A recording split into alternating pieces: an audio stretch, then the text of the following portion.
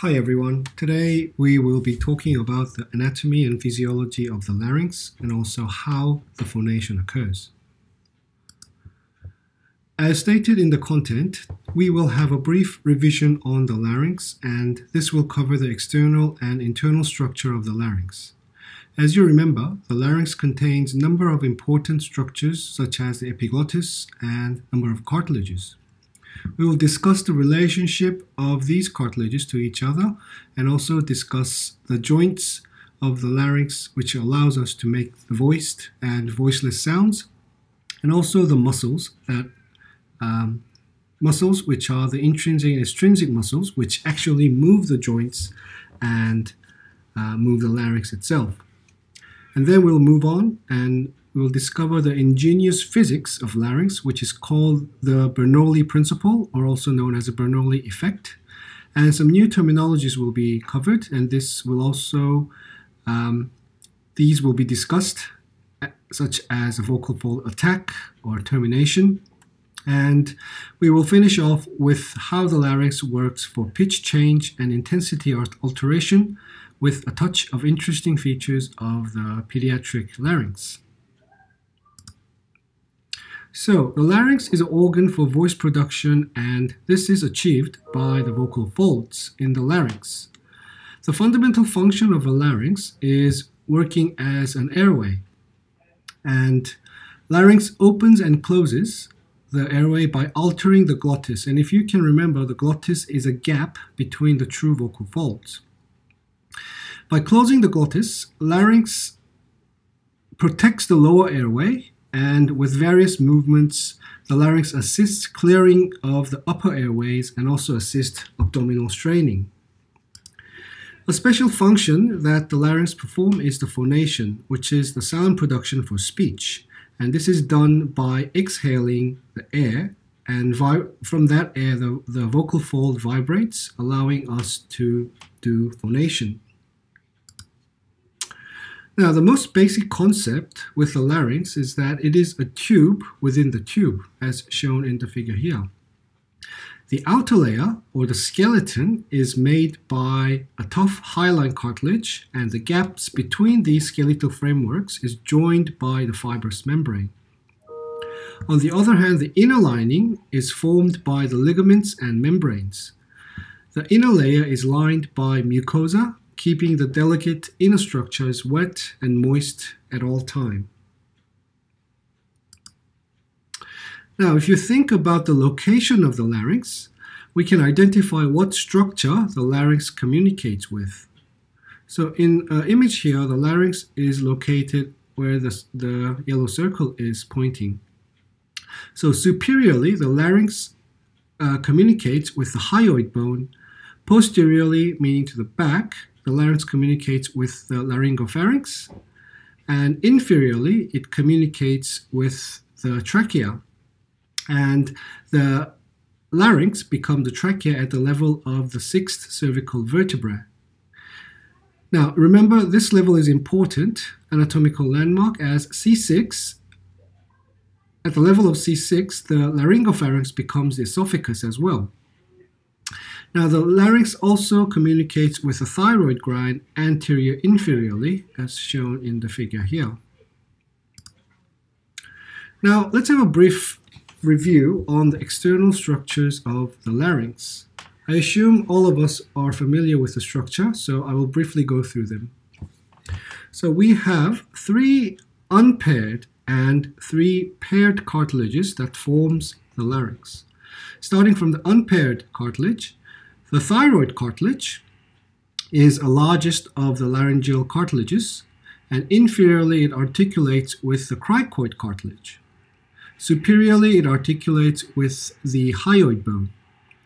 Now again, inferior to the thyroid cartilage, we have the cricoid cartilage, which is a complete ring structure, and it's higher at the back, as you can see in this one, the posterior view, and it's higher in the posteriorly compared to the anteriorly. So it looks like a singlet ring structure. We have the epiglottis, which is a leaf-like structure, arises from the inner surface of the angle of the thyroid cartilage and projects superiorly and attached to the root of the tongue. So now let's move on to the three paired cartilage. The three paired cartilages are the arytenoid, corniculate, and cuneiform cartilages. The arytenoid cartilage sits superior and posterior surface of the cricoid cartilage, and this provides the mechanical structure that permits onset and offset of the voicing. It is a pyramid shape in appearance, and each cartilage has two processes. The corniculate cartilage is located at the truncated superior portion of the arytenoid cartilage, and this projects posteriorly and is a prominent landmark in the aryepiglottic fold. Finally, the cuneiform cartilage provides support for the membranes. The cuneiform cartilage provides support for the membranous laryngeal covering, and it's embedded in this aryepiglottic folds. And this provides rigidity of the larynx. The important information we need to remember is that the epiglottis is an elastic cartilage, whereas the thyroid and the cricoid cartilage is a hyaline cartilage.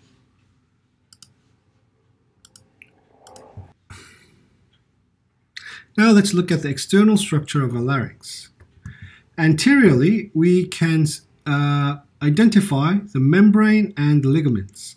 As you can see in the figure and the model here, we have membranes and ligaments that connects or interconnect these structures. So, first of all, we have the thyrohyoid membrane, which is located between the thyroid cartilage and the hyoid bone. And between the cricoid cartilage and the thyroid cartilage, we have the cricothyroid ligament. And from the first ring of trachea and the cricoid cartilage, we have the cricotracheal ligament. Now, in a different model, if we have a look, these ligaments and membranes are located at these structure. So when you guys have your practical classes, make sure you identify these structures in the models. Now let's have a look at the internal structure. Now this image is showing a posterior view of a coronal section of the larynx. So in this coronal section, we can clearly see the ventricles of the larynx, which are these blank space in the supraglottal region. Now the glottis is this red dotted line. The glottis is this red dotted line, and it is also known as a rima glottis, and this is where the vocal fold is located. Now, from this rima glottis or the glottis, above the glottis is known as the supraglottal region, which the orange arrow is pointing. And we can identify the vestibule of the larynx, also known as a false vocal fold here. And this area is formed by the quadrangular ligament. And below this glottis, where the blue arrow is pointing, is known as the infraglottal region, and this is where the conus elasticus forms the wall of the infraglottal region.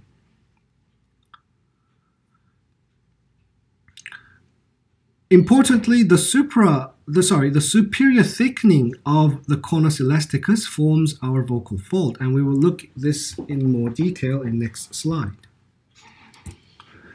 Now let's review the walls of the larynx in this section. The important structure of the inner lining of the larynx are the quadrangular membrane and the conus elasticus, as we just mentioned before.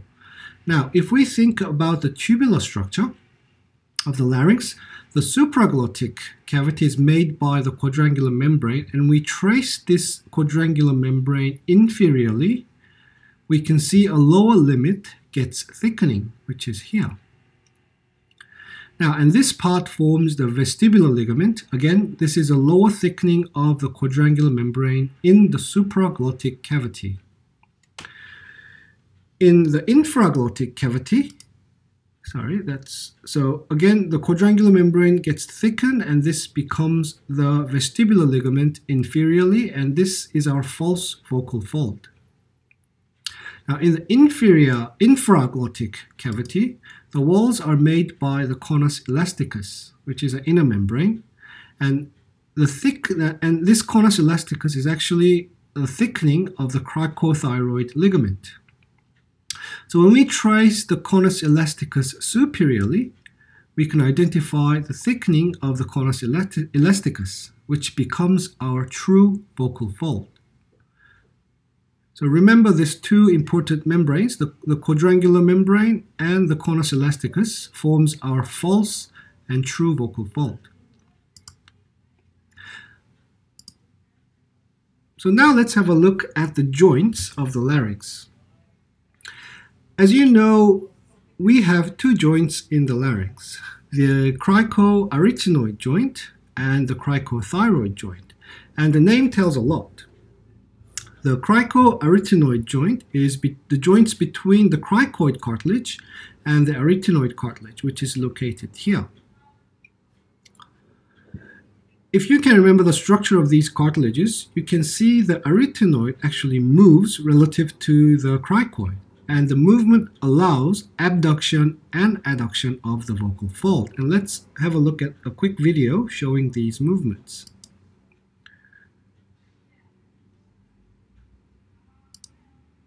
So again, when the cricoarytenoid joint articulates, the true vocal folds abducts or adducts. Now, the cricothyroid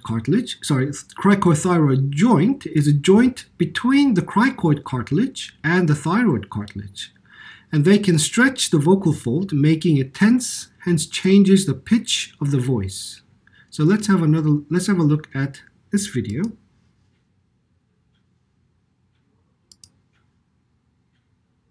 So make sure you guys have a look at how the true vocal fold moves when these joints articulate. So, and all these videos are from Anatomy TV, so you guys can locate this using the library website. Okay, now let's look at the muscles of the larynx.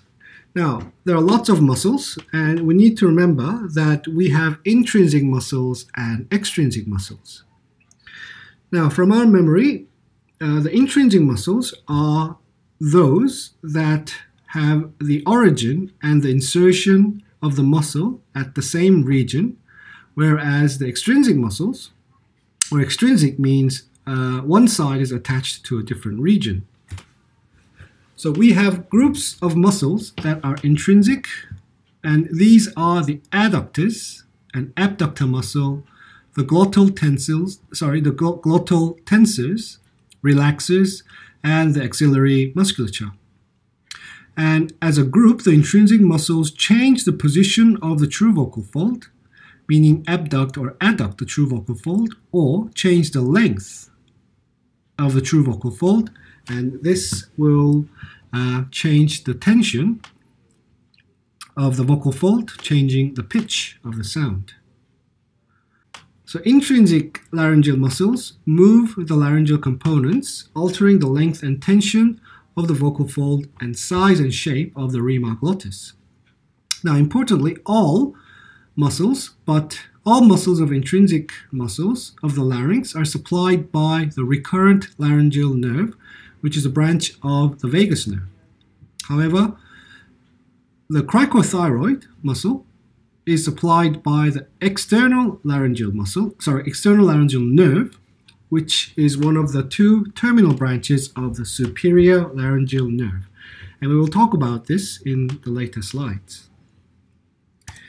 So this table is a summary of all the muscles of the larynx, all the intrinsic muscles of the larynx. So I'll leave it to you guys to review these information and make sure you guys understand the main action and, importantly, the innervation of these muscles.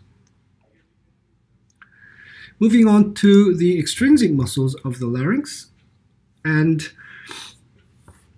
the extrinsic muscles are simple to identify, and they are either superior to the hyoid bone or the inferior to the hyoid bone.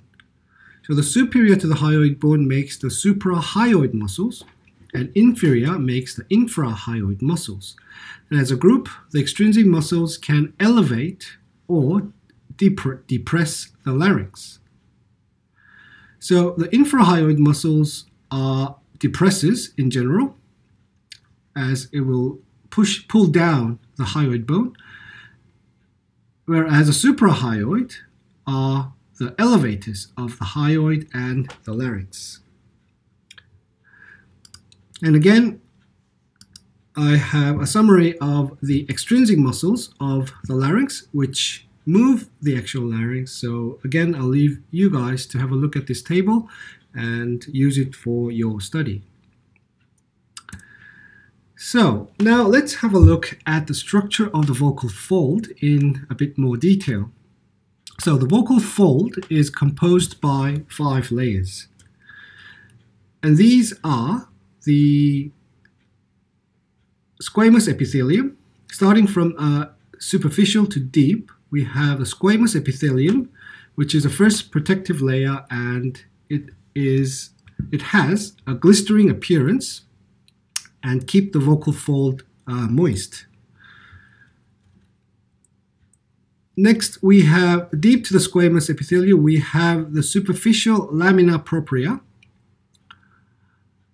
which is made by the elastin fiber, and this allows elastic stretch, and its fibrous and elastin element gives cushioning of the fold. Deep to the superficial lamina, we have the intermediate and deep lamina propria, which makes the vocal ligament.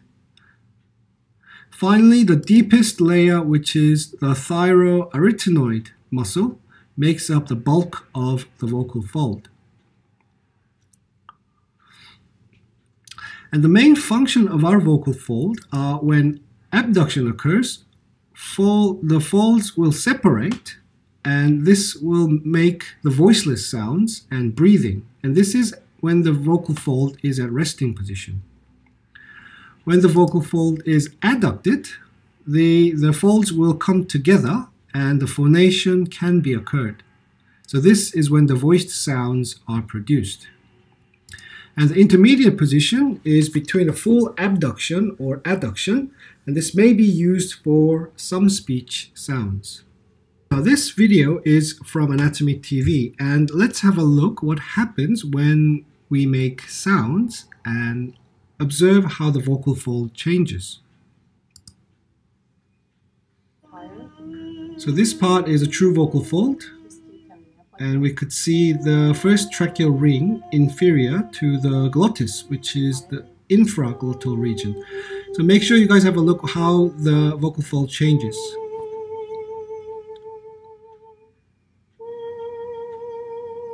Okay, comfortable pitch, soft to loud.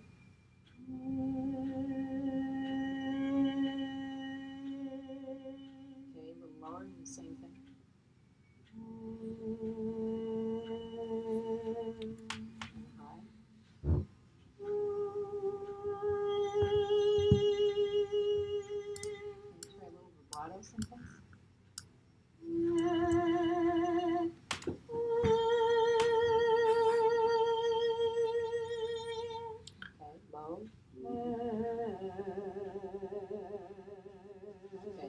Do like a first, third, fifth, eighth.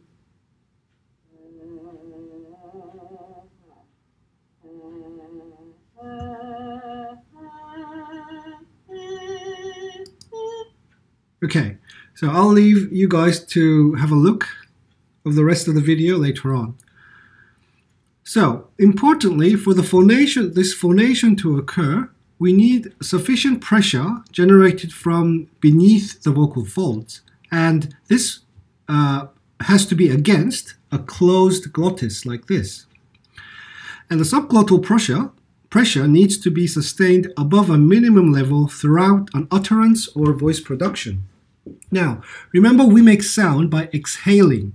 So this means our pulmonary expiration is the main source of the energy for speech. And to maintain a sufficient pressure, a number of muscles are involved, and these are the external intercostal, internal intercostal, and the subcostal, as well as transversus thoracis. Okay, so with phonation, an important principle can be applied, and this is called the Bernoulli principle or Bernoulli effect. Bernoulli principle or Bernoulli effect. This principle is made by Daniel Bernoulli, who was a Swiss scientist who recognized that given a constant flow of air or fluid, at a point of constriction, there will be a decrease in pressure perpendicular to the flow itself. And also at this point, there will be increase in the velocity of the flow. So what this means is that with a constant flow of air and structural feature of the glottis, the true vocal fold will close due to the different pressure. So for the phonation to occur, again, we need a sufficient pressure from the subglottal region against the closed glottis. And the subglottal region the pressure of the subglottal region must be higher to push those air out. So when that happens, when this air is blown out, the rate of the airflow through the tube, which is the glottis, will increase at the point of constriction. And the pressure of this side at the area of glottis will decrease. So it will give a passive closure of the vocal fold. And this image here shows the full opening and closure of the vocal fold. And we will discuss about this principle when we talk about the full cycle of phonation. So the vocal vibration is separated into 2 or 3 stages. In 3 stages, there are an attack phase, a sustained phonation, and the termination of the phonation. So these are simply adduction, maintaining, and abduction of the true vocal fold. So during the attack phase, the true vocal fold comes together, initiating the phonation. During the sustained phonation, the vocal folds vibrate as air flows and the sound is produced in accordance to the Bernoulli effect or Bernoulli principle and the elasticity of the laryngeal tissue. Finally, at the termination, the true vocal fold abducts and move away from each other and can start an unvoiced speech. So during the vocal attack, we can realize there are 3 types of attack. These are the simultaneous attack, which are used in most words, and we have a breathy attack, and this is when air is released before the fold compress, such as when we say Harry. Now try to feel your larynx when you say the word Harry. Finally, we have a glottal attack, and this is when the folds compress before the air is released, such as when we say I, or all the vowels, A, E, O, U. So again, try to feel your voice when you perform the breathy attack and a glottal attack. Okay, now let's have a detailed look at the full cycle of the vocal fold vibration. So from A down here to G, first the air pressure increases in the subglottal region. And when it's strong enough, the vocal folds starts to separate, and the superior aspect of the vocal folds open. Now vocal fold now is blown away due to increased pressure, and the flow between the fold increase and the pressure decreases. And this is again the Bernoulli principle.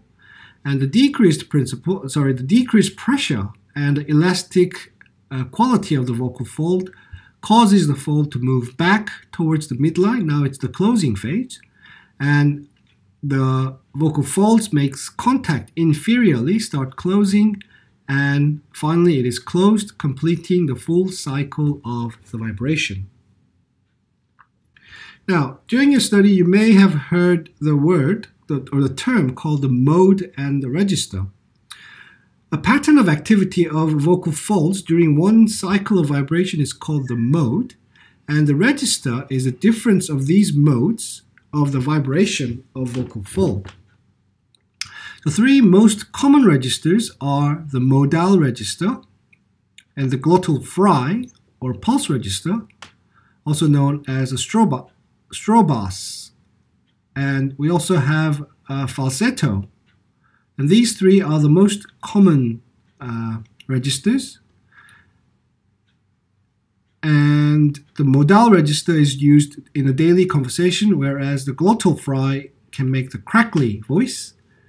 Falsetto is extremely high and thin-pitched voice. And we also have a pressed and breathy phonation for a harsh voice and whispering. Okay, now let's have a look at changing the frequency and the pitch of our voice. Now, changing the length of the true vocal fold will change the rate of the vocal fold vibration, meaning it will change the frequency, and when the frequency is changed, the pitch will change as well. During our normal phonation, we produce a variety range of frequencies and pitches, but the fundamental frequency of human voice is determined by the resting length of the vocal fold, a true vocal fold, and this varies between age and sex. The frequency range in human speech is from 60 to 500 Hertz, and with an average of approximately 120. And females generally have higher pitch, which has a higher frequency, which has 200 Hertz, and children's have higher than that, which is about 270. Now, the mechanism of the frequency alteration is not clearly understood yet, but an increase in subglottal pressure will cause the frequency of phonation to increase. Now, the muscles that are involved in these changes are the cricothyroid, thyrovocalis, posterior cricoarytenoid, which are involved in high pitch or high frequency voices, and the thoracomuscularis, suprahyoid groups are involved in the low pitch or low frequency voices. Now let's talk about the intensity. Now, as we all know, intensity equals the volume, so that means it needs more energy. So the more energy that we use, it will produce higher or louder voices. So to increase our volume, we have higher subglottal air pressure. As we all know, we have to say loud, hence we have to exhale more air, and that will increase the speed of the airflow. And when we decrease the volume, we lower the subglottal pressure and reduce the air pressure. So as you can hear from my voice, when I increase the volume, I'm pushing more air out, using more energy, whereas if I decrease my voice, I am exhaling less and reducing the airspeed. Okay, now let's have a look at the innervation of the larynx. Now, the larynx is mainly supplied by the vagus nerve, or the branches of the vagus nerve. Now, the first branch of the vagus nerve is a superior laryngeal nerve, which divides into internal and external laryngeal nerves. The internal laryngeal nerve pierces the thyroid membrane, as you can see here, and supplies the sensory fibers to the laryngeal mucosa, the laryngeal mucous membrane of the vestibule, and also the middle laryngeal cavity, including the superior surface of the vocal fold. The external laryngeal nerve gives the motor supply to the cricothyroid muscle. Now, inferior, or the recurrent laryngeal nerve, is a primary motor nerve to the larynx, and it also provides sensory fiber to the mucosa of the infraglottic cavity. Now, we also have the origin of the left recurrent laryngeal nerve down here at the bottom. So when you guys do the practical activities this week, make sure you guys can identify the vagus nerve and its main branches. Okay, now let's have a look at the pediatric larynx. The pediatric larynx differs markedly from its adult counterpart in size, position, consistency, and shape. Although it is about 1/3 size of the adult, it is proportionally larger. As you can see in the image here and the figure down here, the infant's larynx lies higher in the neck than the adult. The high position of the larynx will enable the infant to use its nasal pathway to breathe while suckling. Now this means that the larynx is protected by the jaw down here. The thyroid cartilage down here, the thyroid cartilage is shorter and broader and lies closer to the hyoid bone. And this means that the thyrohyoid ligament is relatively short, and the cricoid cartilage is the same shape as the adult, but the arytenoid cartilage is larger in proportion to the larynx as a whole. Now in the pediatric larynx or the infant larynx, the vocal cord or vocal folds are about 4 to 4.5 millimeter long, and this is relatively shorter than either childhood or in the adult. Now about third year of age, the sexual difference become apparent and the larynx is larger in boys, although the angle between the thyroid lamina is more pronounced in girls. And as we all know, after puberty, these changes increase. These changes will lead to a greater enlargement of the male larynx compared to the female. Okay, now let's look at the common anomalies. Now, common congenital anomalies of the larynx include the failure to develop or incomplete development of the epiglottis. There could be highly risen epiglottis and also bifid epiglottis. And another common anomaly is the laryngotracheoesophageal cleft. And this is due to the failure of fusion of the posterior cricoid lamina and abnormal development of the tracheoesophageal septum, resulting the posterior sagittal communication between the larynx and the pharynx, meaning the larynx actually is opened to the pharynx, which is quite a dangerous situation. So, as a summary, today we reviewed the structure of a larynx, which the main thing is it's a tube within a tube.